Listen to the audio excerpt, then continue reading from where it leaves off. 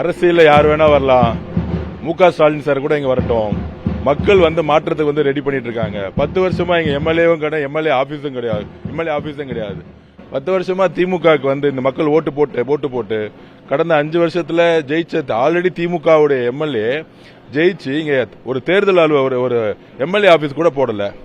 இங்க தொகுதி எந்த பிரச்சனை மழை வந்தாலும் எந்த இடத்துலயும் திமுக யாருமே வரல.